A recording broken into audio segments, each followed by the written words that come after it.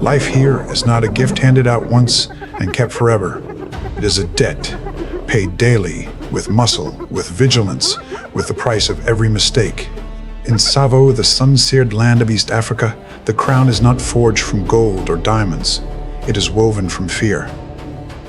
And its highest symbol, paradoxically, was once an ornament: the mane. In many other parts of Africa, a thick mane is armor, a decoration of male power, a silhouette the savannah recognizes from far away.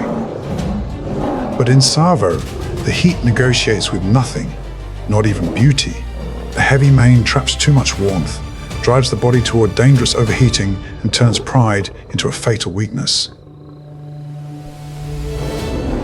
So this land gave rise to nearly bareheaded kings, throneless rulers who can still make the ground tremble with a single roar. Then, into that old order, a new bloodline arrived, pure in number, yet carrying denser hormones, tougher immune systems, and a clearer appetite for risk. No blood needed to be spilled at first. Contempt was already visible in the way the old male shadows withdrew into dusk. From that moment on, Tsavo's balance of power shifted. A new dynasty had begun, and with it, a message ran across the grasslands. The new king had arrived. Every creature had better be ready.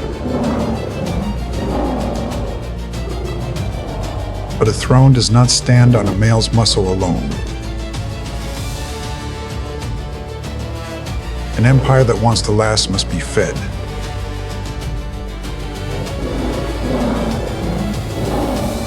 And that work belongs to the lionesses. They slide through the grass like low streaks of fire, wasting not a single movement. Their first target does not have to be the biggest, the bloodiest, or the most glorious. In the early days of a dynasty, practicality is worth more than pride. This time, it is a zebra weighing around 660 pounds. One carcass, enough meat for the whole pride, and at far less risk than a buffalo. But nature does not hand out flesh for free. The zebra's black and white stripes are not there for beauty. When the herd moves as one, those stripes scramble the predator's vision, turning the group into a living illusion and making it painfully difficult to isolate a single animal. The lioness knows this. She does not chase for long. Her heart is too small for her body to support sustained pursuit. The hunt must end quickly, cleanly, decisively. A bite that closes the windpipe. A sudden stillness. Then the dust settles again. But the plains do not allow victors much rest. After intense exertion, the lion's body demands water to cool itself. And in that moment, power on land is forced to step up to the border of another kingdom. Water. Lions can swim, but they despise it. Their dense fur turns into sodden armor, dragging down all agility. And the Nile crocodile needs only that one moment. In water, the lion has almost no chance.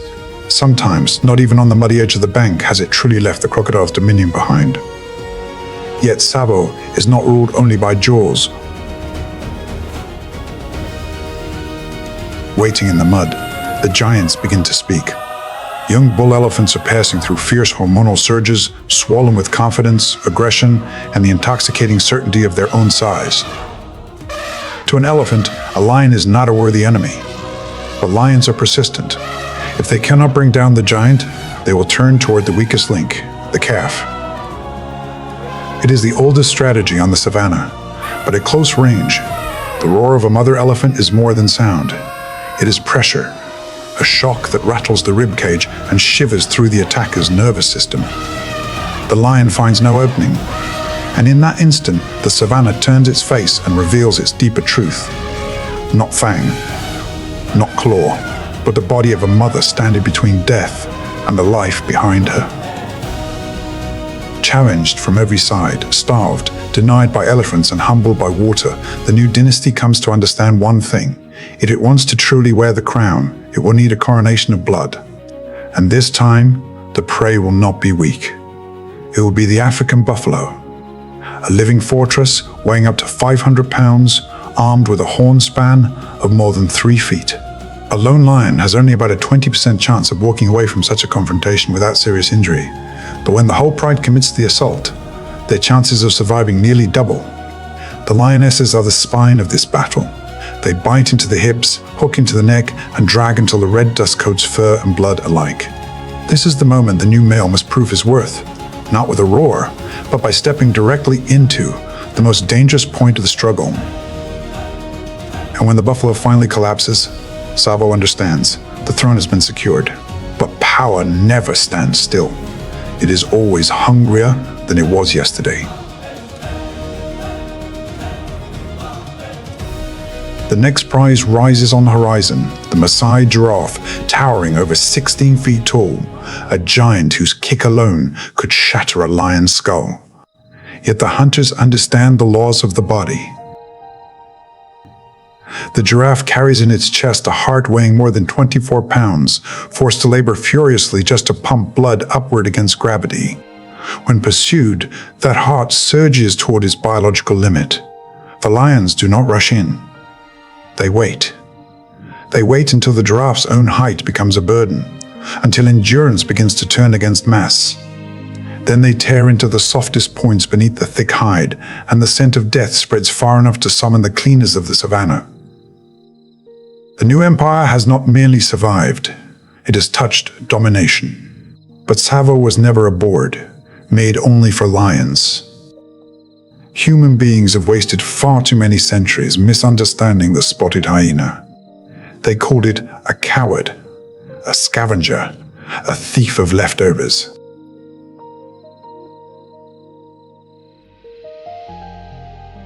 But Tsavo has never believed in names given by outsiders. On this hot, dust-baked earth, truth is written in what remains after the hunt. And the truth is that the hyena hunts up to 90% of its own food. Its special weapon is not explosive speed, nor a regal appearance that inspires awe. It is endurance. Its heart is significantly larger for its body size, allowing it to turn every hunt into a long war of attrition. If the lion is an explosion, then the hyena is a blade that keeps sawing without tiring. And when the prey is a zebra, its brutality becomes nakedly clear. For the hyena, speed of consumption is not greed. It is survival. No mercy, no final words. Often the prey is torn apart while breath still moves through it. Not far away, the cheetah learns the opposite lesson. To reach nearly 70 miles per hour, it sacrificed almost all defensive strength. After each chase, the body falls into severe oxygen debt, and the hyena knows that with perfect cruelty. For the cheetah, a kill is not yet a meal. Even with hungry cubs waiting, it cannot gamble against the bone-crushing jaws of the robbers. In Tsavo, justice is a luxury the cheetah was never meant to possess, but the lion remains the master of the game, or at least on most quiet days. Even when its performance declines, very few creatures dare challenge it head-on. Yet a lion's ambition rarely ends at its stomach. It can see the threat still sleeping in the dark dens, hyena cubs with eyes that look innocent only because they have not yet grown into their future. Hyena society is a strict matriarchy. Males are second-class citizens, wanderers, nomads without true power in the structure. The mothers, burdened and alone, must leave the den to hunt, trading flesh for milk. And that absence often becomes a death sentence. When the cry of a bloodline being severed rings out, the mothers race back in a storm of adrenaline. But even a large clan cannot always face two adult male lions at once. The lions win that battle. Yet as the hyenas retreat, the look in their eyes is no longer simple fear. It is the look of a creature that has lost its absolute respect for the king. From here onward, the war in Tsavo will never truly end. Leaving Uganda does not make the story gentler. It only changes its colors. If the savannah is an open stage where every creature is exposed to the light, then Borneo and Sumatra are kingdoms of green darkness, where the canopy is so dense that sunlight must tear through layers of leaves before it ever reaches the ground. Here, power is not always declared by a roar. Often, It is held in silence, in memory, and in the ancient trees that carry the fate of entire generations inside their hollow trunks.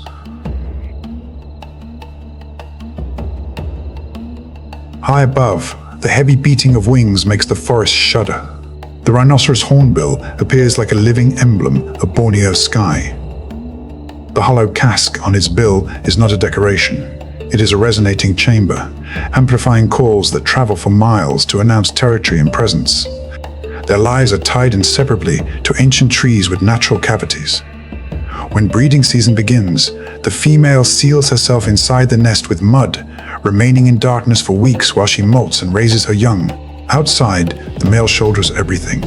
He must gather food, stay faithful, and endure long enough to carry an entire family through its most fragile chapter.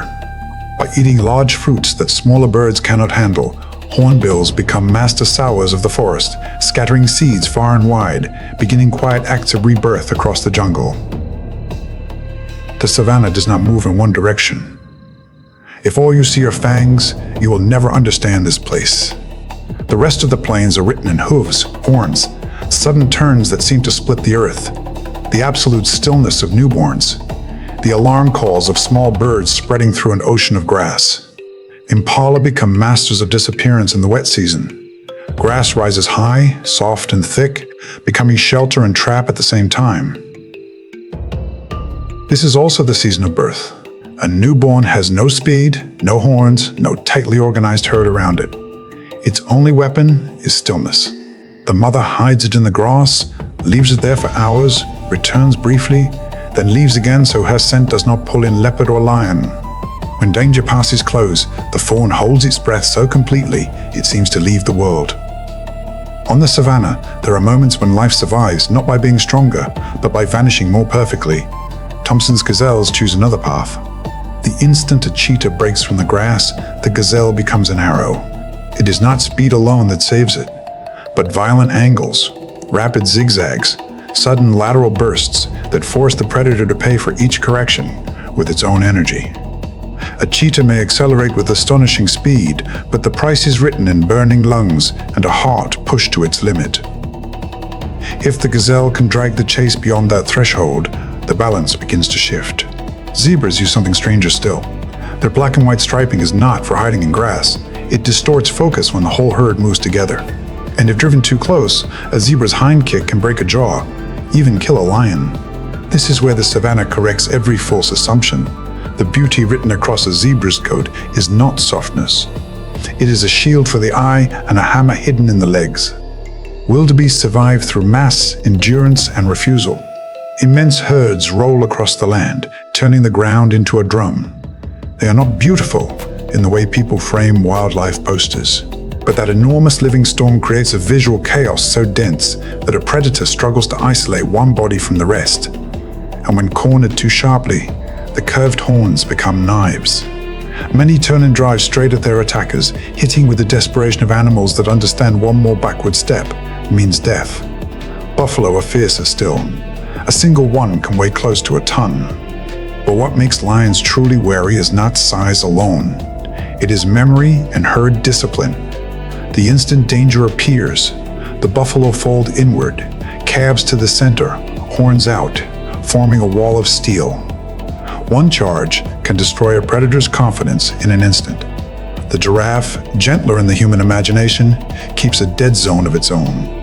Its towering legs can unleash a kick powerful enough to kill a lion. Calm, here, has never meant helpless. If this story remains with you after the screen goes dark, let it remain not as a sigh, but as a summons. These grasslands are still breathing. The roars still travel. The river still keeps its secrets.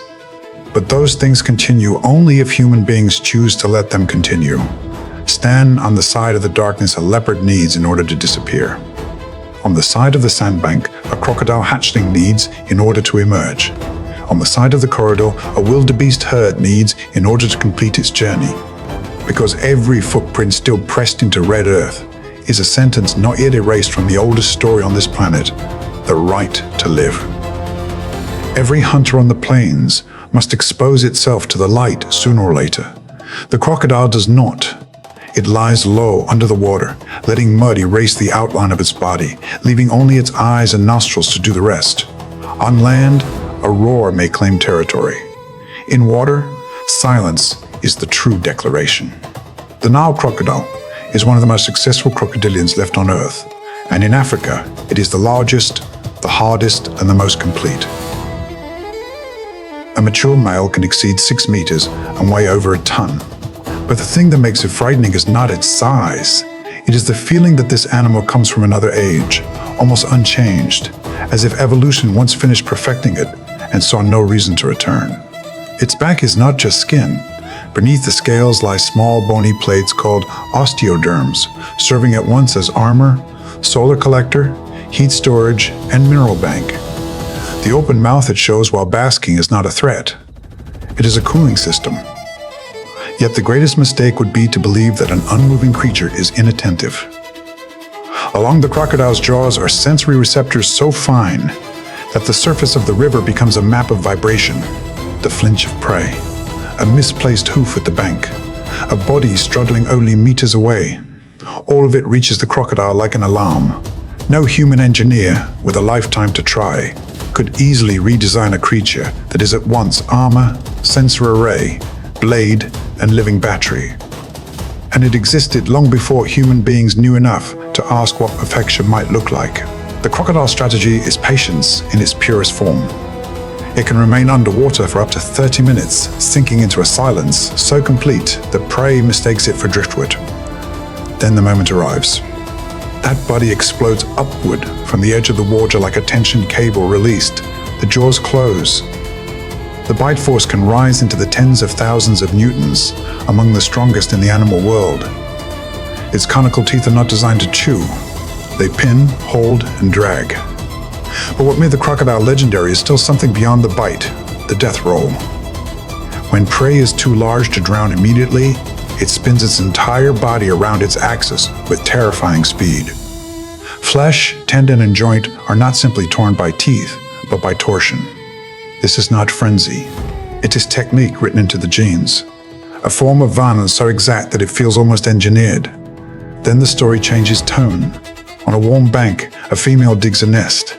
The fate of her brood is decided not only by inheritance, but by temperature. If the nest runs too hot or too cold, the sex ratio shifts. When faint cries begin to emerge from the eggs, she returns. The same jaws that can crush the femur of an antelope become delicate enough to split shells and lift the hatchlings free. She carries them in her mouth to the water. But the river is no sanctuary. Fewer than 1% of crocodile hatchlings survive to adulthood. Monitor lizards raid the nests, raptors sweep from above, large fish wait at the margins, and sometimes the most dangerous enemy is another crocodile. The future of this empire is built on the deaths of the small. When the two empires finally meet, the savannah seems to stop breathing. A lioness with cubs drags at a strip of carrion at the edge of the water. At the other end, a crocodile holds the rest, using the pull of water and mass to take it back. The struggle is not beautiful. It is not noble. It is simply real. The lioness is not stronger. She only has more to lose, so she wins enough to feed her cubs one more day. But when a male lion steps too far into that water, the rules change at once. One sweep of the tail, one clamp from beneath the mud, and the king of the plains is dragged out of the only world he understands. Every empire has a border. Every ruler has a terrain where his power becomes useless. The dry season forces everything closer together. Less water, less prey. A dead hippo can draw an entire pride of lions and the biggest crocodiles to the same place. No treaty is signed. Yet both sides read each other fast. A warning roar, a guttural answer from the water. Tension hangs over the river like a drawn wire. They are enemies. But they are also rivals who understand too well the cost of spilling blood. And while both remain absorbed in that struggle, a third enemy has been entering this story for a long time now. Us. Lions now occupy only a fraction of their former range. Crocodiles, too, face hunting, conflict, and fragmented populations. The king of the grasslands and the lord of the swamp are both losing a war they never chose to fight. Yet there are still people resisting that loss. Anti-poaching efforts, captive breeding pressure relief, GPS alert systems for livestock communities, safer enclosures at night. This world was given to us in astonishing detail. The question is no longer whether nature can endure. The question is what we will leave behind when the last banks begin to dry. And as the river settles after that struggle, another shadow slips from the grass. It does not roar. It does not rise from mud. It comes alone, as silent as a bad thought.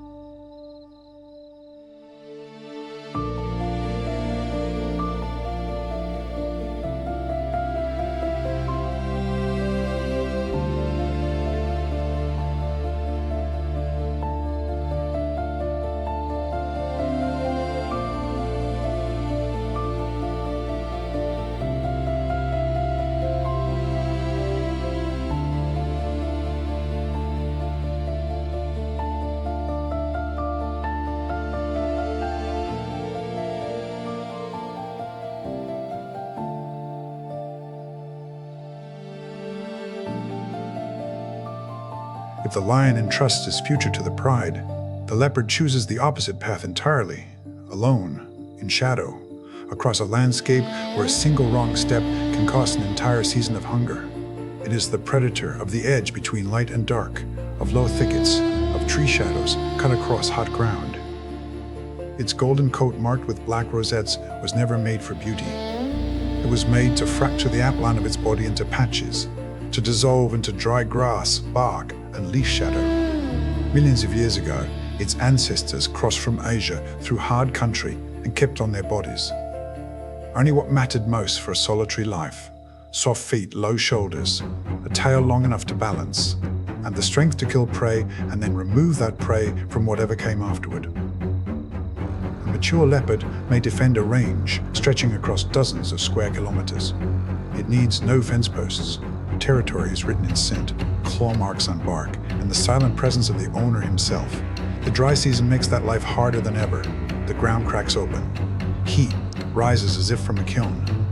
Waterholes shrink into mud. And where water remains, hyenas have often arrived first. A large clan can dominate almost anything by sheer numbers, not to mention the crushing force of its jaws. The leopard knows this. It does not compete unless forced.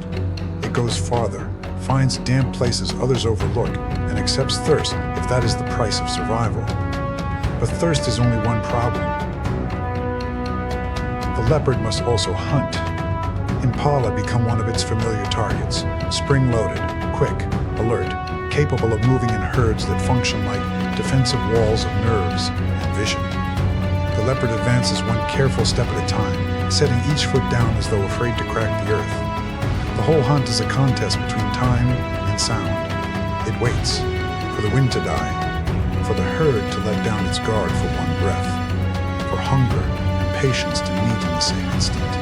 Then comes the strike, short, controlled, clean. The prey may have half a second to understand what has happened, but the turning point of the leopard's story does not lie in the pounce.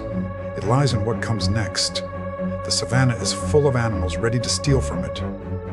So the leopard hauls its kill into a tree, jaw clamped around the neck, spine bowed, claws fixed into bark. It raises the carcass step by step, removing the meal from the ground, where the law of numbers begins. The solitary hunter survives not because it is stronger than lion or crocodile, but because it understands that true victory means eating what it killed before someone else catches the scent of blood.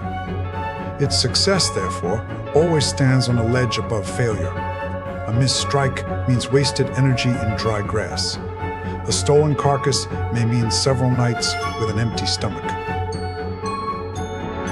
Then the rain comes. The cracked land turns green. New grass shoots upward, in some places taller than a man. The air cools. Rain on leaves becomes cover of another kind. And with the rain comes the great migration. Vast herds of wildebeest, zebra, and gazelle push northward from the Serengeti into the Masai Mara. For the leopard, this is a season of both opportunity and confusion. A young zebra drifts from the herd. The leopard lies pressed to the earth, body bent like a drawn bow. The chance of success against zebra is low, but the reward is too large to ignore. It moves through the folds of the land, using grass and mud as camouflage. Then it bursts out. The mare wheels and chases, bites, kicks, screams through the language of her body. Maternal instinct is the one force on the savannah that does not fully obey probability.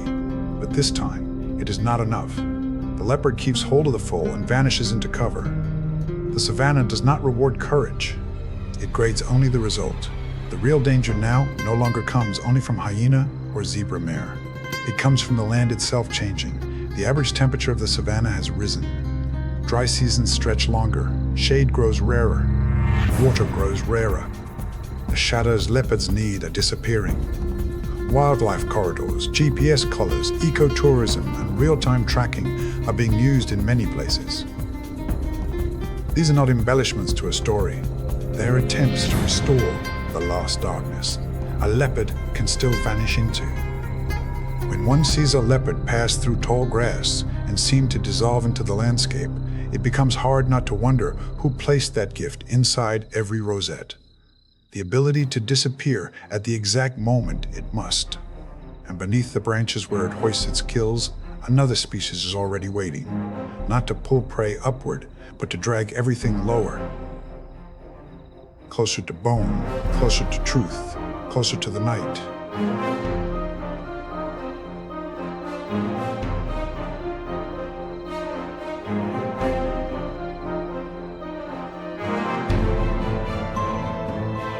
People look at the Great Migration and see magnificence. The savannah looks at it and sees a purge. Under the light of the early season, the ground begins to tremble before the eye can even understand what is coming. Wildebeest arrive first, high-shouldered, heavy-headed, rough-bodied, as if assembled too quickly from several different animals. They are not beautiful in the way zebras are beautiful. They are not slender like gazelles. But their herds are a storm with rhythm. They hear water from far away. They smell change in the wind. They feel vibrations through the ground. And the zebras beside them move like guardians of the journey itself. With a near full-circle field of vision, they read the horizon better, catch movement in the grass faster, detect the shadow of a predator sooner. They are not kin to the wildebeest. They simply share the same silent vow, live long enough to see one more sunrise. Gazelles move along the edges, lighter, quicker, easier to leave behind. Yet the presence of all three species together creates a living network of defense, each giving the others what it alone possesses. That network, however, is not kindness. It is calculation written by nature. When hundreds of thousands of bodies move at once, the newborn, the weak, the wounded, the ones who lose the rhythm, begin to drift toward the edges of the current. And at those edges, other eyes have been waiting for a long time. Lions watch the margins. Hyenas watch the space between mother and calf. Cheetahs watch for the instant a gazelle turns the wrong way. But all the hunters of the land become smaller when the migration reaches the place where earth and water stop respecting each other's boundary. The Mara River appears quiet. That is the most frightening kind of quiet. Its water is brown, dense, seemingly idle. But just beneath the mud, a force has been waiting there almost since the age of dinosaurs. The Nile crocodile does not chase the herd. It lets the herd fall into it. A mature male may stretch beyond 6 meters and weigh more than a ton. Its back is bone-armored. Its belly hugs the riverbed. Only the eyes and nostrils show enough for the world to forget it is there. Everything about this creature has been made for a single moment, to lock shut and not let go. Its bite force rises into the tens of thousands of newtons. Its tail provides the burst. Its jaws do the rest. The whole river becomes a trap. Wildebeest stand at the edge, torn between the instinct to go forward and the species' memory of the deaths already dissolved into this water. Then one jumps. The rest crash after it. Mud erupts. Hooves strike other hooves. The cry of a calf cuts through the chaos. The river explodes. A crocodile's head surges up. A body disappears as though the water itself erased it from the world. But the turning point of the migration is not death. It is the scale of continuation. Each year, enormous numbers fall.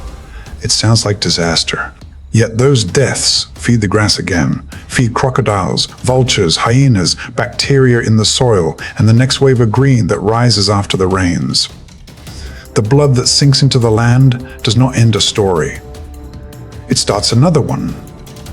Perhaps that is why no one can stand before the migration and think only of cruelty.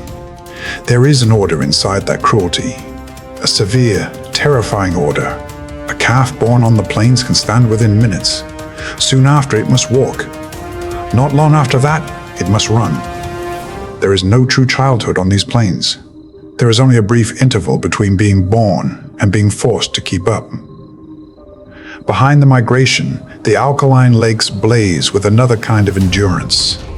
Lesser flamingos, the smallest flamingos in the world, stand in water so caustic that many creatures would turn away from it. Algae and microorganisms stain them pink and orange. Their legs withstand salt. Special salt glands do their silent work inside them, like the machinery of astonishing biological systems. They do not hunt. They do not chase. Yet they exist where few others can.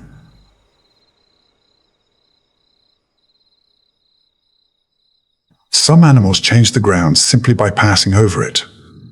The African elephant is one of them. A full-grown adult may weigh well over 6,000 kilograms and stand close to 4 meters tall. When it moves, the earth does not tremble because of rage. It trembles because of mass. Even the largest predators on the savannah, including lions, understand that a fully grown elephant has almost no natural enemies. Yet the elephant's strength is not mere size. It is also the trunk. A structure made of tens of thousands of muscle bundles, capable of uprooting trees, lifting weight, stroking a calf, or hurling away whatever comes too close. It lies in the memory of the matriarch, who leads the herd back to waterholes their ancestors dug years before. It lies in the low-frequency language that travels to the ground farther than a cry, carrying warning as well as grief. An elephant herd does not simply live on the savannah. It reshapes the savannah through its movement, and yet the turning point lies here. Even a creature nearly untouched by predators survives more through memory than through violence. When drought comes, the matriarch does not win with tusks or bulk. She wins by remembering. The root, the marsh. The patch of earth is still damp beneath the dust. It is hard to watch such a thing and not feel that there is a perfectionate word beneath the muscle. A species weighing tons places the fate of the herd in the memory of one old female. Its survival is not placed in claws or fangs. It is placed in remembrance.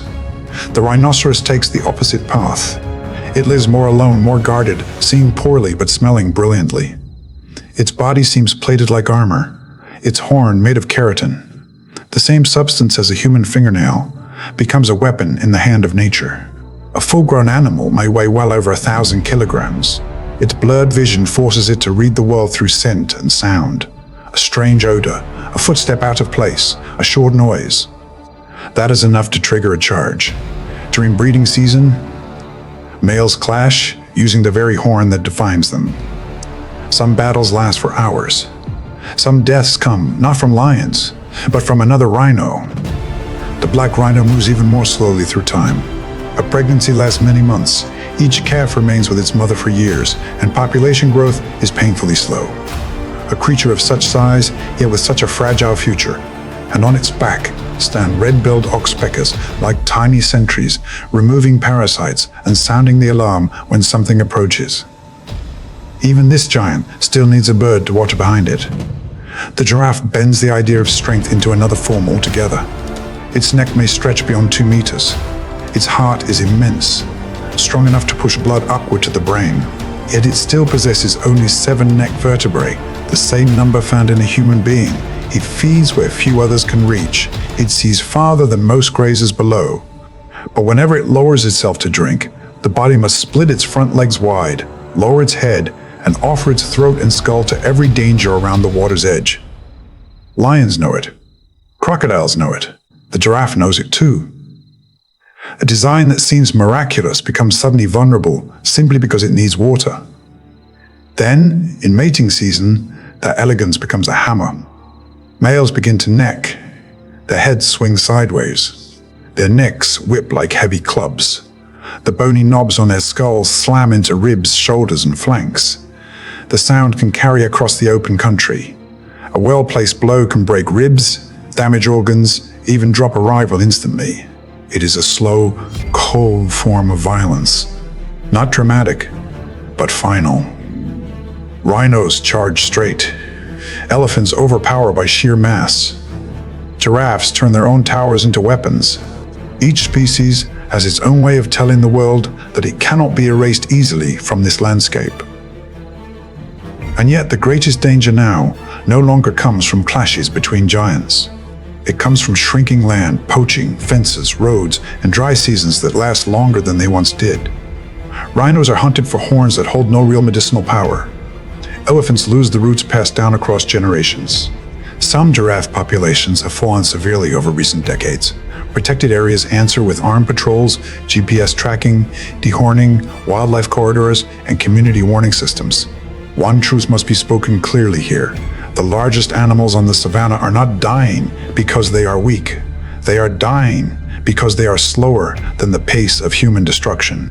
And that sorrow does not belong to nature alone. It belongs to us.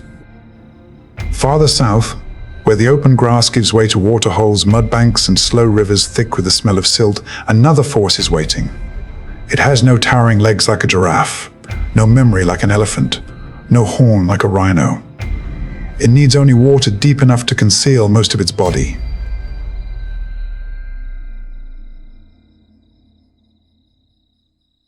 The instant the lions reveal themselves, the savannah changes face. The earth begins to shake beneath pounding hooves. The buffalo do not explode into panic. They turn. Calves are driven inward. Great heads lower in unison. The herd becomes a living barricade, an army with no formal training. Yet a response so exact, it feels written into them by every hard season that came before. A single countercharge can hurl a full-grown lion clear off the ground. And this is where the savannah reminds everyone of the truth. On these plains, the title of king is never a guarantee of safety. This is a land of extremes. By day, the sun beats down until the ground splits open in dry, baked fractures.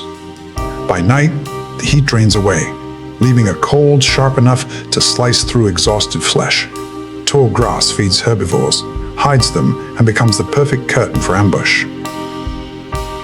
Acacia trees stand scattered like lonely sentries, offering rare shade, yet also casting shadows deep enough for death to crouch inside. From a distance, the savannah seems open. But the more open it is, the more it becomes the greatest trap of all. No caves, no deep forests, no doors to close against fate. Every escape unfolds on a stage without hiding places. Every movement is exposed to the light. Every mistake has someone waiting to profit from it. And perhaps that is what makes the savannah both terrifying and almost sacred. This is not merely where animals live. This is where essence is forced into the open. Lions cannot rely on majesty alone. Buffalo cannot rely on sheer size alone.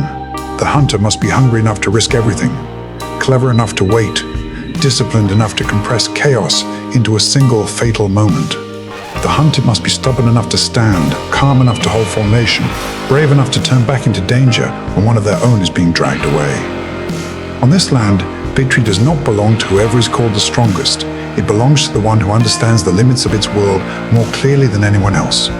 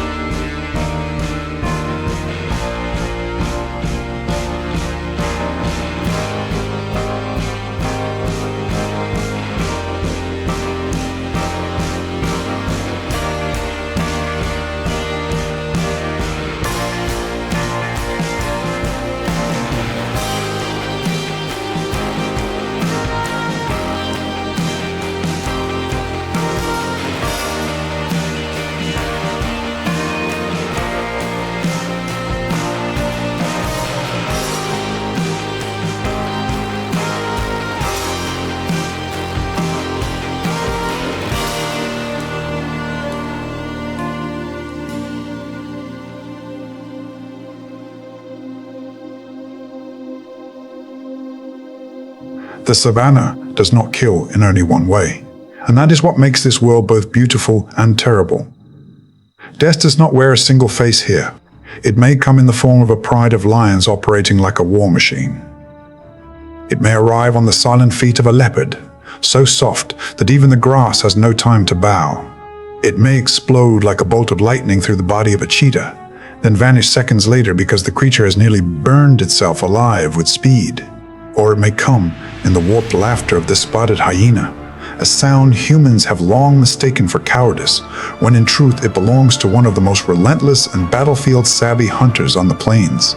The lion is the clearest embodiment of collective power. No other great cat places its fate in the strength of a group the way it does. Lionesses carry out most of the hunts, coordinating in crescent formations, controlling the wind, cutting pathways, severing prey from every illusion of safety it once possessed. What makes lions terrifying is not muscle or jaws alone. It is the psychology of the hunt. They do not merely attack flesh, they assault resolve. A prey animal isolated from its herd often loses long before the first bite lands. On the savannah, isolation is the first act of violence. Everything that follows is only the formal conclusion. But if the lion represents the power of unity, the leopard proves that solitude is not the same as weakness. It does not need support. It does not summon a pack.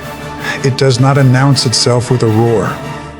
It trusts in patience, in silence, in the ability to dissolve into shadow, bark, and grass, as though it were never there at all. Its rosetted coat is not merely beautiful. It is a living deception. The leopard does not rush toward chaos. It waits. It waits until the gap is narrow enough, until the victim takes one careless step, until the world falters for one beat. Then it detonates. Fast, brief, violent. And once the kill is made, it does what few predators can. It drags prey several times its own weight into a tree, lifting its meal out of the reach of hyenas, lions, and every thief, following the scent of blood.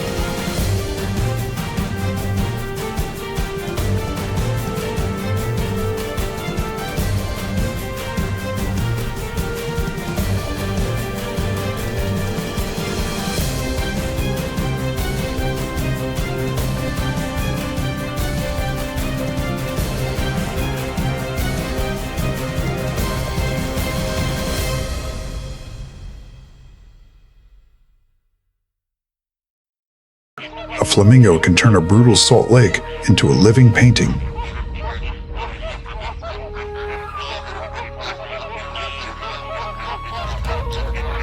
A black rhino can transform silence into a charge of pure fury.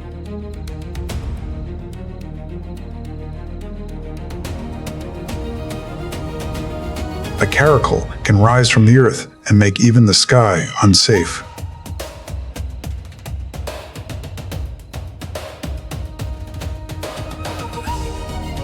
A black-maned lion can wear power like a crown, while hyenas challenge that throne with numbers, endurance, and relentless will. This is not merely the story of animals. This is the story of instinct, conflict, endurance, and the savage balance that keeps the wild alive. L.A. Mingo, a pink ballet on waters that smell of salt and death. Across the shallow lakes of Africa, where the water seems to reflect nothing but beauty and stillness, there is a bird that turns the horizon itself into a pink dream. But behind that delicate appearance lies no gentle story. Because in nature, no color survives for long unless it is paid for with endurance, discipline, and ruthless survival instinct. This is the flamingo, a bird whose every step looks like a soft brushstroke on the water, yet whose entire life is a constant balancing act between elegance and destruction. As dawn touches the surface of the lake, thousands of pale pink bodies emerge like a living cloud descending onto the earth. Water glitters around their long, fragile legs. The calls of the flock blend into the morning wind, forming a sound that is both chaotic and rhythmic, as if the lake itself is waking in their voice. From a distance, flamingos seem like a miracle of grace. But look closer, and you will see an army of adaptation. The salty lakes, alkaline waters, and shallow marshes they choose are not easy places to live. The water can be so harsh that many other species stay away. Salt levels are high, the mud is soft, temperatures swing sharply, and food is tiny and difficult to extract. Yet it is precisely there that flamingos have found their advantage. Their uniquely curved beaks seem designed for one single purpose: to filter life from murky water. They lower their heads, stir the mud, and then draw from that mixture tiny organisms, algae, and mini crustaceans, bits of nourishment, too small for most creatures, yet enough to sustain an entire pink kingdom. The flamingo's color is not merely beauty. It is the trace of what they eat, the evidence of a very particular way of life. That pink is woven from carotenoid pigments found in algae and crustaceans. In other words, they wear the colors of their habitat on their own bodies. They do not simply stand within the landscape. They carry the landscape upon themselves. Among the dense gathering, pairs begin their familiar dance.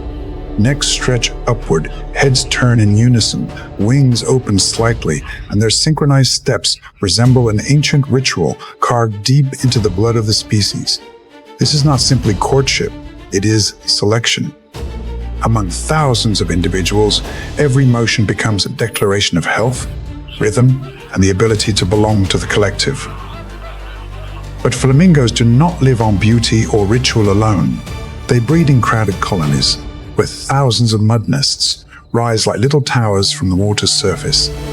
Every egg, every chick is a gamble against burning heat, shifting water levels, and predators waiting for weakness. A chick hatches, covered in gray down, not yet bearing the legendary pink of adulthood. It must grow amid a vast crowd, learn to recognize its parents' calls, and stand firm on unfinished legs in a world that is never truly gentle. But the moment that makes flamingos truly extraordinary is not when they turn the lake into a pink painting. It is when danger arrives, and that beauty suddenly transforms into a collective machine of astonishing precision. A shadow passes overhead. It may be an eagle, a jackal moving along the shore, or only a slight disturbance noticed by thousands of eyes stretched tight with vigilance. Then the whole flock shudders, necks shoot upward, coals erupt in unison. What seems like chaos is in fact governed by the deep logic of the flock, spreading outward like a wave. Hundreds, then thousands of bodies pivot in the same direction. Wings flare open, flashing black and red beneath the sun. The lake explodes into water, wind, and pink bodies rising together. When flamingos take flight, it is not simply escape. It is the moment when a vast population reveals its true strength. On the ground, they may appear fragile, but in numbers, in synchronization, they become something far greater than any single bird. A predator may single out a chick or a weakened adult, but faced with an entire sea of pink wings lifting at once, it must retreat before the overwhelming force of number and rhythm. Flamingos are also a living pulse within lake ecosystems. They stir the mud, affect microbial communities, transport nutrients, and turn waters that seem empty into vibrant spaces of life. Where flamingos gather, nature does not merely become more beautiful, it becomes more active, more alive. The strange thing is that a bird so often associated with elegance survives under conditions that are anything but gentle. The sun can scorch the lake, salt can erode life, predators can appear at any moment, food can vanish with the season, yet the flamingos return. They build nests again. They raise their young again. They turn a harsh land into a stage of color and motion.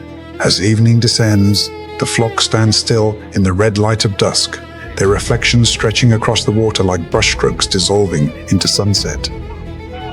And we suddenly understand that beauty in nature has never been weakness. Sometimes, it is the highest form of adaptation. It is the way a species survives amid hardship, while still forcing the world to stop and watch.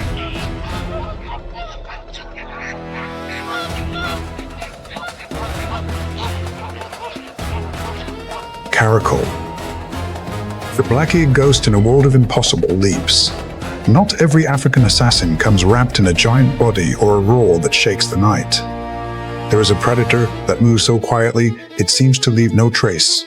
Smaller than a lion, less famous than a cheetah, yet armed with a weapon so astonishing that even the sky itself can become its hunting ground. This is the caracal, the black-eared ghost of the grasslands and semi-deserts, a cat capable of turning a single leap off the ground into the moment death falls from above.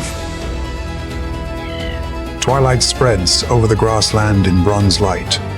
Wind slips through low shrubs, carrying the scent of birds, rodents, and countless small creatures preparing for the rhythms of night. In that fading glow, a caracal glides from the grass. Its body is lean, taut, and reddish, brown, blending almost perfectly with dry earth and dusty thorn country. Above its upright ears, black tufts rise like the final strokes of ink, on a face far too still to ever be harmless. The caracal is not a large cat, but nature has never measured hunting efficiency by size alone. It hunts with silence, with the ability to close distance beyond expectation, and with hind legs coiled like loaded springs. Its world is not the long pursuit of open savanna. It is the world of timing. A single moment precise enough to turn life and death into a story contained within one leap. It stops. Its ears swivel. Its gaze remains low, but never distracted. In the grass ahead, a small rodent shifts. Farther away, a few birds have landed to feed on open ground. For the caracal, every tiny movement is opportunity. It does not waste energy. It waits. It reads the wind. It measures distance with its own body. This is one of Africa's most versatile hunters. A caracal can take hares, rodents, birds, reptiles, and even prey larger than one might expect when conditions are right.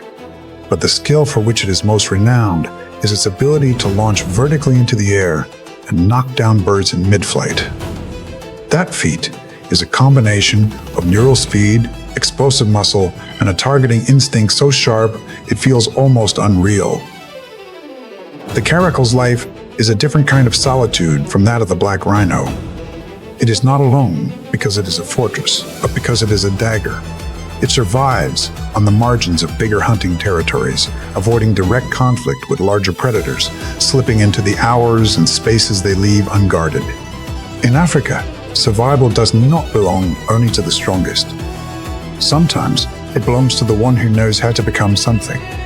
Others fail to notice until it is far too late. The moment that turns the caracal into legend among the smaller cats is not when it vanishes like a shadow, it is when it explodes off the ground, and in that instant, even the sky is no longer safe. A small flock of birds has landed on a patch of open ground beside low brush. They peck busily for food, shuffling forward in short steps, unaware that beneath the grass, a hunting machine has compressed every muscle to its limit. The caracal moves closer.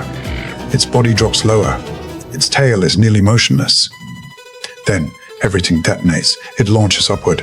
Not a graceful leap for display, but a violent burst of instinct refined to perfection. Its body arcs into the air in one powerful curve. A forepaw lashes out like a hooked blade. Black ear tufts slice through the evening light. In an instant, panicked wings beat wildly. One bird falls, and perhaps a second. That small patch of sky becomes, for a heartbeat, a place where the caracal writes its own law. That is what makes this cat so remarkable. Darkness wearing a crown across the savannah. When a black-maned male lion steps out from the golden grass at day's end, the sight evokes more than strength. It evokes something older and heavier, as though the sunset itself has gathered around his neck into a dark crown. But nature did not grant that crown for decoration. It is the product of age, hormones, survival, and the brutal cost of standing near the top without being thrown down. Evening light spills across savannah, setting fire to the deep mane of a male lion resting on a raised mound. On a raised mound. From there, he can watch much of his territory, the paths where antelope pass, the grassland where zebra often pause, and the dark edge of scrub where challenges may appear. A black-maned lion is not merely striking in appearance. In many populations, a darker mane often signals maturity, health, and authority earned through time. Below him, lionesses rest with their cubs. They are the true working heart of the pride, the hunters, the providers, the ones who sustain the social structure. Yet the presence of the black-maned male still carries enormous meaning. He is the gate of the territory, the shield against wandering male coalitions, the first face any intruder must confront if it intends to take everything. To reach that position, he has already passed through a harsh life. Once a young male forced to leave the pride of his birth, he would have wandered with brothers or allies, surviving on meager chances, avoiding stronger males, and growing season by season through hunger, scars, and endurance. No throne is ever reserved. Every form of male lion power must be seized. The dark mane does more than create majesty. It sends a message to both rivals and mates. It declares that this is a male who has survived many fights, absorbed enough sun, enough time, enough testosterone to wear the deep shade of rule. But because of that, he also becomes easier to target. Rivals know whom they must defeat. The savannah knows who currently holds power, and all the pressure of that position settles into every heavy step he takes. As dusk deepens, the black-maned male roars. That sound is not for herbivores alone. It marks the invisible border between what is still held and what is about to be stolen. On the savannah, power is never stable. Every night that passes without challenge is already a small victory. But the cruelest truth about a black-maned lion is that the darker the mane, the heavier the throne. And it may take only one failed battle for all that power to vanish before the next sunrise. From the edge of the territory, another roar answers. Not a random response, but a challenge. The black-maned male rises. His massive frame tightens beneath ridged muscle. Somewhere in the dark, cheetah scans the savannah. She is built for one purpose: acceleration. Every muscle refined for velocity, every tendon coiled like a spring. She does not dominate through strength. She dominates through time. Or, rather, the absence of it. In the distance, a herd of impalas grazes. The cheetah lowers her body. Silence wraps around her. She inches forward, each step calculated. She must get close, impossibly close. Because her gift comes at a price, she can outrun anything, but only for seconds. Suddenly she explodes. The planes detonate into motion. Dust erupts beneath her paws. Her spine flexes like a whip, propelling her forward at speeds no other land predator can match. The impalas scatter in panic, zigzagging wildly. This is not chaos. This is geometry. The cheetah anticipates angles, predicts hesitation, commits fully. Within moments, she reaches her target. A swipe, a stumble, impact. Silence returns as quickly as it vanished. She has won. But victory for a cheetah is fragile. Her chest heaves violently. Her body overheats. Her greatest weapon has drained her completely. She must recover. But recovery is a luxury she cannot afford. Because the plains are never empty. On the horizon, shapes materialize. Hyenas. They move with unsettling confidence. Not elegant, not fast, but relentless. Their jaws are among the most powerful in the animal kingdom. Bone crushers, theft specialists. The cheetah hears them before she sees them clearly. She knows what this means. She begins to eat immediately. There is no ceremony, no time for pride. She tears at the softest parts first. Liver, organs, the richest fuel. Every second matters. The hyenas approach closer. One is enough. She growls, a warning more symbolic than threatening. The hyena does not hesitate.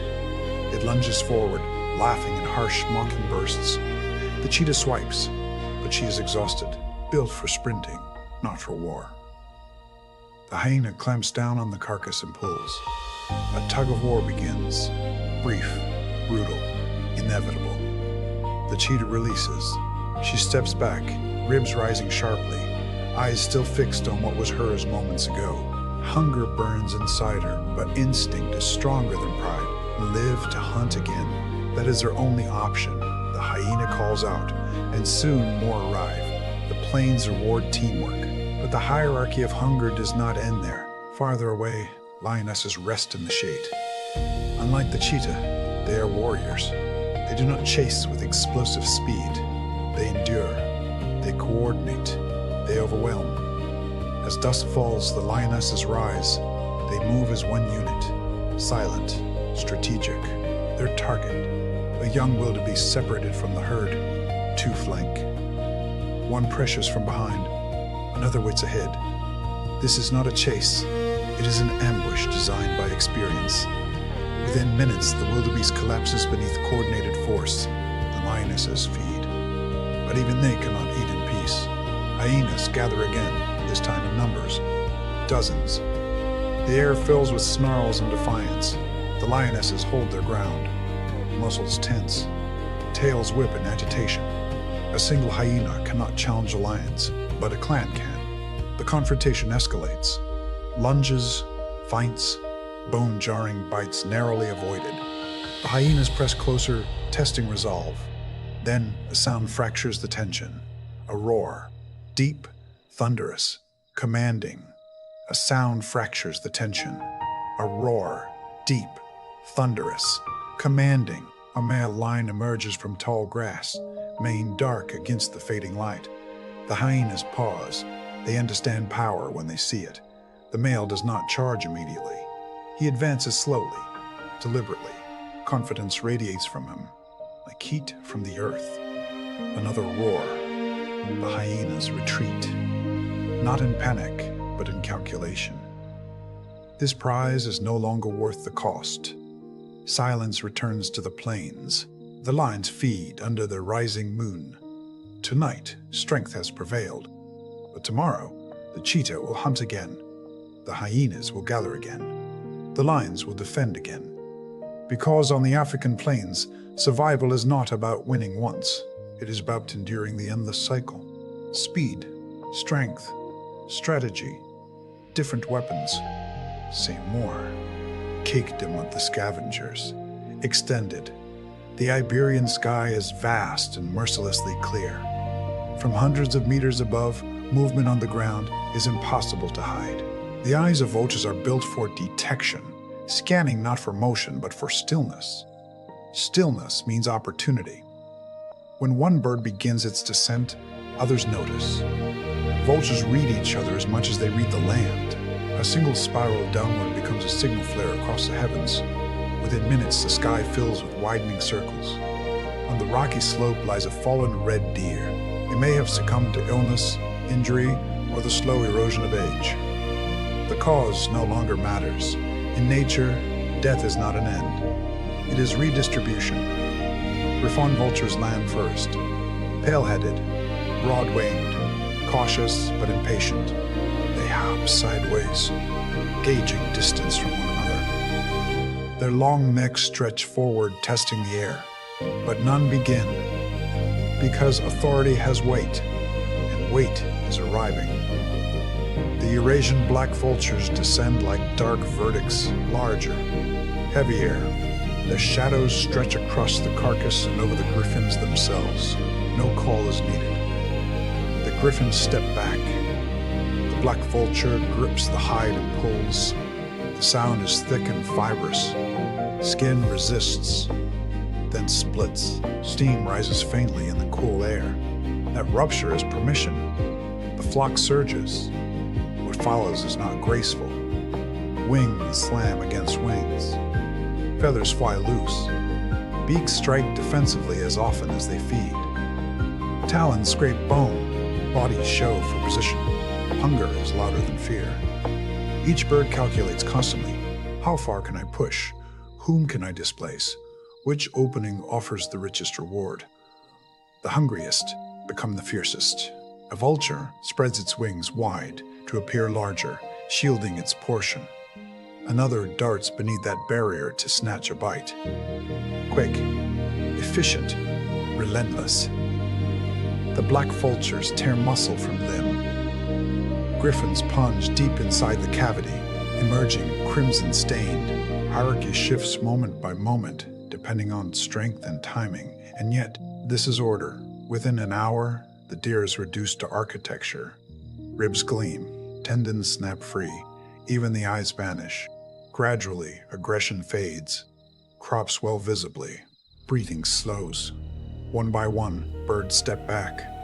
Not from generosity, but from satiation. Full stomachs silence rivalry. The wind strengthens. Heavy wings beat downward, lifting bloated bodies into rising thermals. They climb slowly, laboriously, then effortlessly.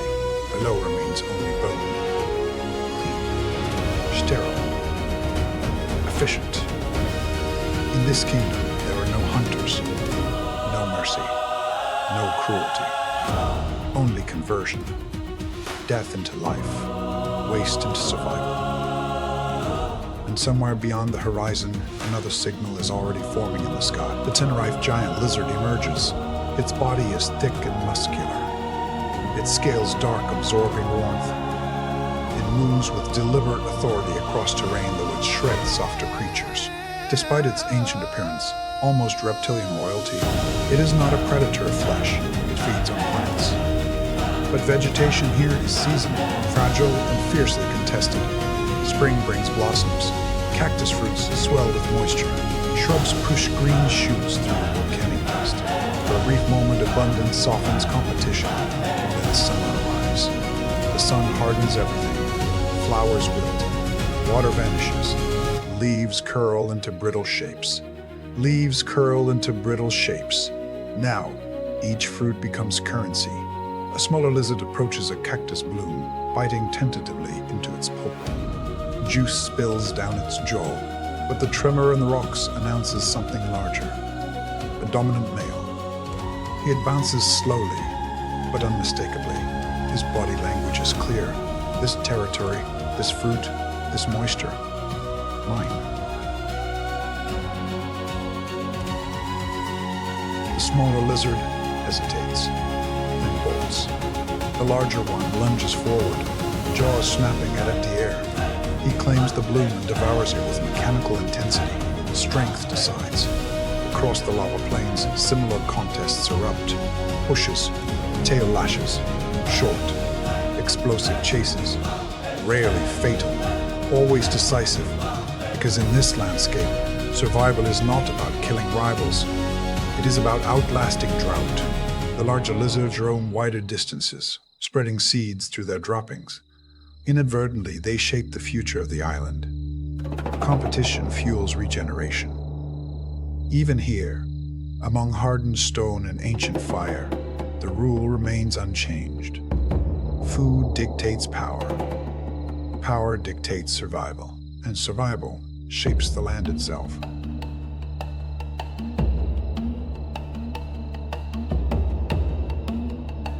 The eternal equation across continents, across climates, across species, the pattern never changes.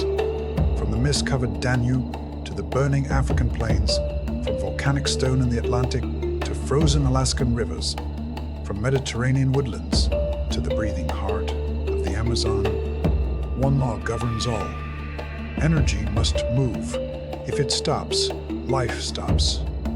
The jackal that lunged for a carcass did not act out of cruelty. The eagle that tore flesh from bone did not act out of malice.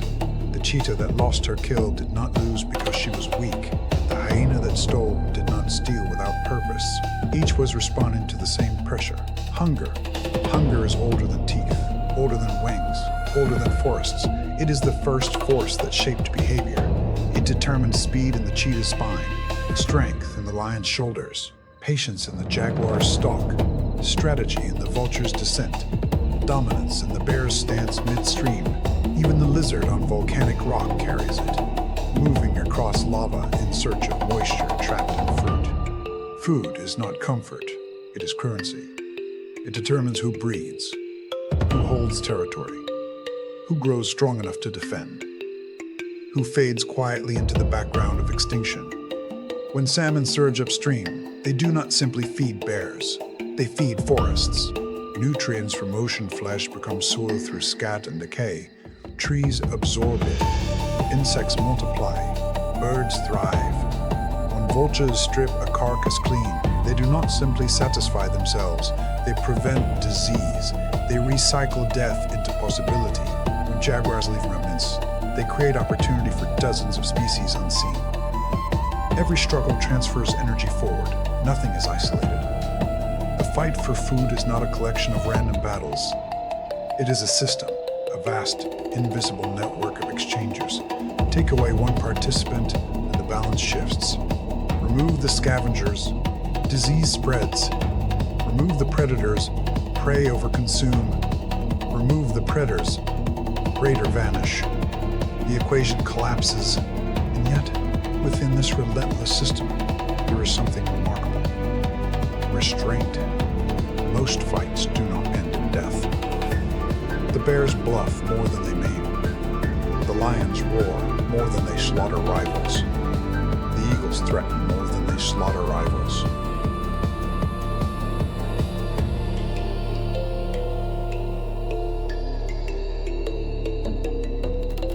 Because survival is not about destruction. It is about sustainability. Even aggression follows rules. Energy spent recklessly is energy lost forever. The wild is not chaos, it is negotiation. Constant, dynamic negotiation. Day turns to night somewhere on Earth, under moonlight. The predator stalks. Elsewhere, dawn ignites another hunt. There is no pause in the equation, only movement. The smallest insect participates. The largest carnivore participates. The silent trees participate. Everything eats. Everything it's eaten. Everything gives something else. And within this eternal cycle lies a profound truth. Life persists not because it is gentle, but because it is efficient. The struggle for food is not a flaw in nature. It is its engine. It drives adaptation. It sharpens senses. It builds cooperation. It defines hierarchy. It creates resilience. And as long as energy flows from one life to another, as long as rivers run and forests breathe, as long as prey move and predators follow, the story continues, not of violence, but of balance. Because on this planet, to eat is to live, and to live is to participate in the oldest equation of all. The struggle never ends, but neither does life.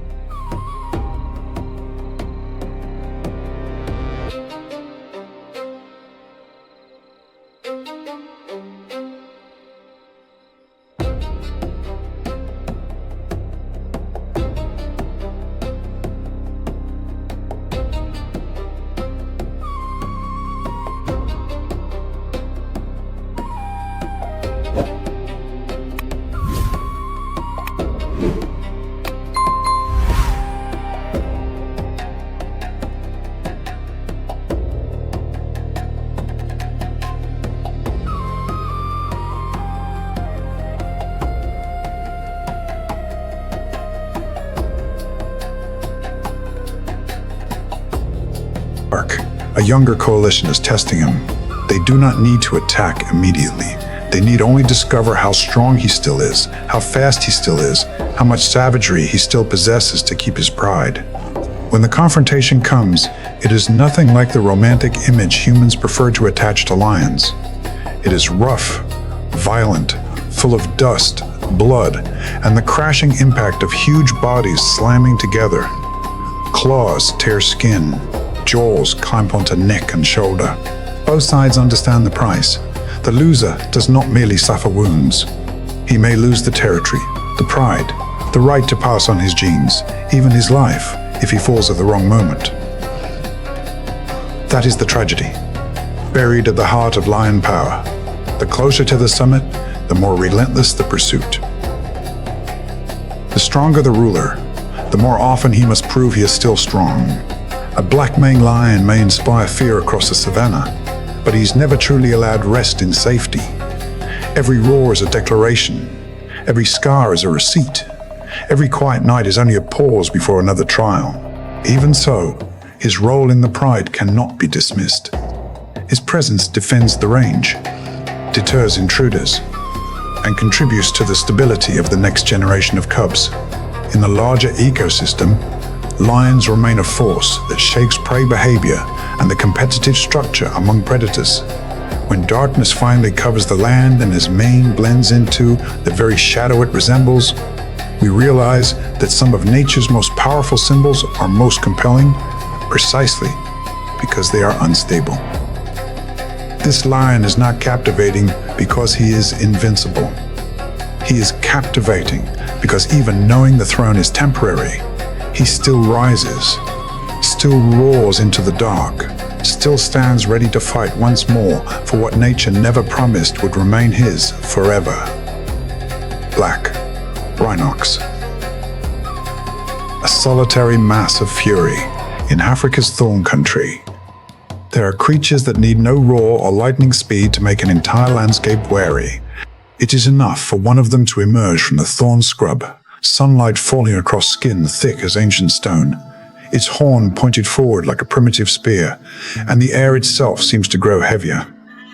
This is the black rhinoceros, a solitary beast that carries in every step the feeling of prehistory refusing to end.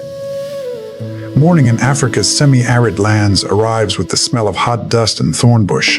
This is not the open savanna where zebra and antelope display their speed. The black rhino favors denser, rougher scrubland, where pathways are unclear and shadows weave through thorny branches. There, a rhino appears like a moving block of muscle. Its head stays low, and its pointed, prehensile upper lip pulls leaves from brush, stripping scarce greenery from the toughest shrubs. Unlike the white rhino, which grazes mainly on grass, the black rhino is a browser. Its hooked lip makes it look almost like a careful craftsman in a world of thorns. Branch by branch, shrub by shrub, it works with heavy patience. Yet this calm is only surface. Inside that massive body lives a nervous system stretched as taut as a drawn bow. The black rhino has poor eyesight, but in exchange, its ears and nose function as warning systems that almost never stop working. Its ears swivel independently, scanning every small sound. Its nose reads the air like an invisible report on every living thing around it. For the black rhino, the world appears not clearly in images, but in signals. A strange smell, a cracking branch, a shift in the wind. Any of these can become the spark that ignites its fierce defensive instinct. This is not an animal that seeks conflict for display, but it is one that is almost never willing to tolerate risk at close range. Its solitude means it lacks the herd advantage of elephants, the coordinated tactics of lions, yet that same solitude forces it to become a fortress unto itself. One wrong decision, one delayed reaction, can cost a calf's life, inflict severe injury, or erase the right to continue existing in an environment that offers no forgiveness. Somewhere on its back, an oxpecker clings and pecks at parasites hidden among folds of thick skin. It is one of the strangest alliances nature has ever built. The bird gets food. The rhino gains another set of eyes and an extra alarm system. In a land where danger can emerge from any direction, no advantage is too small. But the moment that turns the black rhino into a true nightmare of Africa's thorn country is not when it quietly feeds on leaves. It is when the air changes by a single beat, and that whole block of muscle suddenly explodes into a storm of fury charging straight at danger. An unusual sound comes from the low scrub. It may be a wandering hyena. It may be a human too close. It may be only a strange scent, trapped too long in the wind. The black rhino stops. Its head lifts, ears rise. 1 second of silence stretches into suffocating tension. Then it charges. There are few sights in nature that generate such raw pressure as a black rhino coming at full force. It does not need to be a top predator, does not need to roar, does not need to display itself. Its mass alone, its short explosive speed, and the horn leading the charge are enough to turn that rush into a sentence. Dust erupts behind its feet. Thorn branches snap apart. Distance is consumed without negotiation. Adult lions rarely wish to test themselves against a healthy black rhino. Even apex predators understand that some targets offer too much risk for the reward. One well-placed thrust of that horn can rip into flesh and destroy the attacker's entire advantage. The black rhino is not a killer by profession, but when it fights as if nature allows only one side to remain standing. The black rhino also plays a quiet role in the ecosystem. By browsing leaves and breaking branches, it shapes the structure of scrub vegetation, opening gaps for young plants to grow and for other species to move through. Wherever it passes, the landscape changes slowly, but decisively. It does not rule by symbol like a lion. It alters the world by the sheer weight of its existence. Yet the black rhino's greatest tragedy does not lie in nature.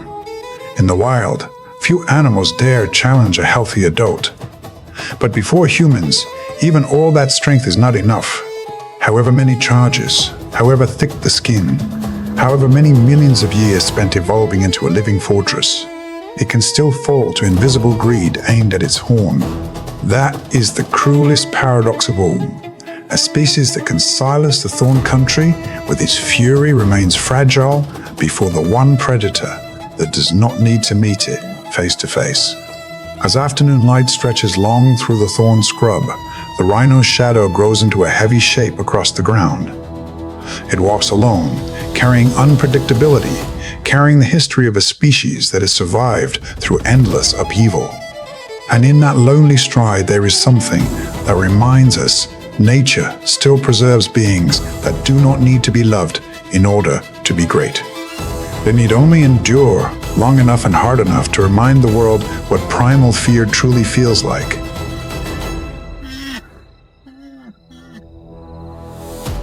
Hyenas against lions.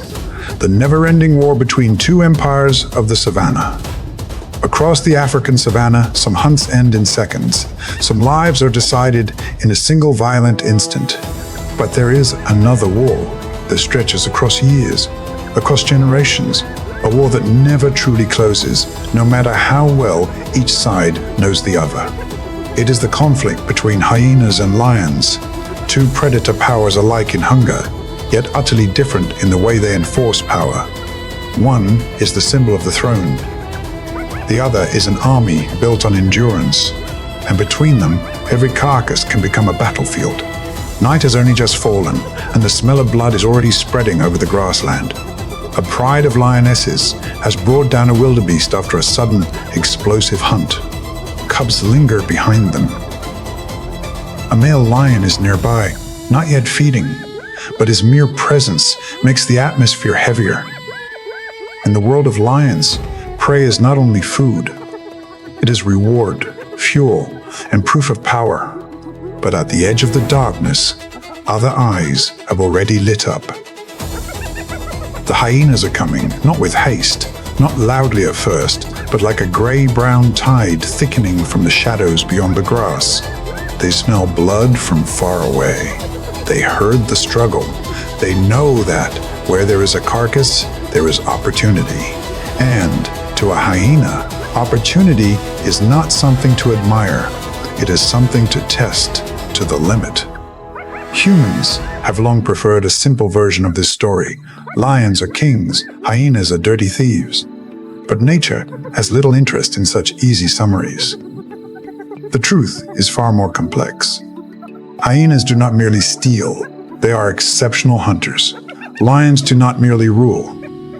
They also steal from hyenas when they can. Each side is rival, threat, and mirror to the other, reflecting a different form of power across the same land. A large hyena clan can overpower a few lionesses, especially when numbers are high, determination is fierce, and the carcass is valuable enough. They crush bone, tolerate pain well, move with relentless stamina, and coordinate efficiently. Lions, on the other hand, possess more devastating direct force, greater ability to kill quickly, and if a full-grown male is present, the balance can shift almost instantly. That is why every meeting between them at a carcass becomes a calculation of numbers, nerve, and timing. And the most terrifying moment in this conflict is not when one side roars or the other breaks into that eerie laughter. It is when both sides understand that tonight neither will retreat before blood meet. And status is settled by violence. The hyenas laugh first, sharp, clipped, like thorns thrown into the dark. The lions answer with a deep roar that can strike through the chest of every creature listening. Then the gap closes. The hyenas do not rush blindly. They circle, test responses, press on the nerves of their enemies with numbers. One edges left, two others probe from behind. They are searching for weakness, trying to force exhaustion, trying to break the line.